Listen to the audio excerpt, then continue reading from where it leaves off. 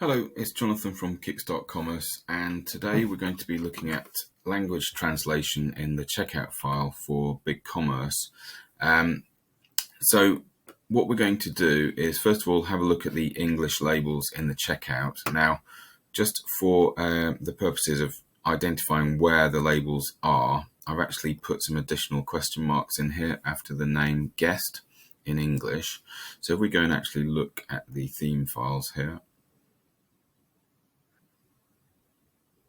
I'm going to just turn off this camera now to see if that speeds things up whilst we're recording these pages. So if you go to the language folder here, we have the en.json file. And within that, we've already pasted in the additional optimized checkout labels. Now, if you need to know how to do that, then by all means get in touch, and we may be able to send you another tutorial link for that. But you'll see that we have these optimized checkout labels here that have all been modified for English and UK English in this case.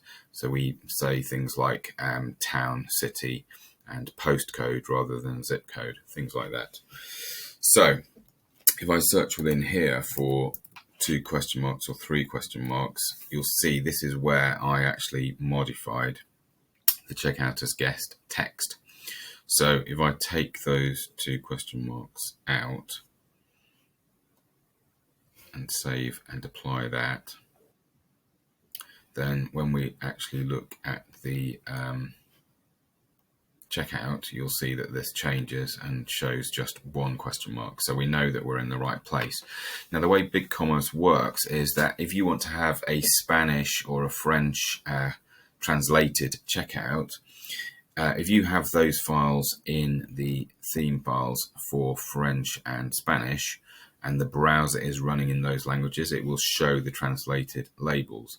So let me just show you how that works. So in here, we've got a French JSON file here.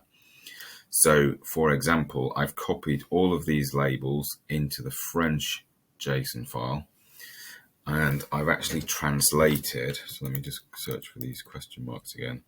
So I actually translated just these words here. Now, I don't know whether these are the exact right words for the French checkout. I've just used Google Translate just to show how this works. But you can see here it says départ en temps.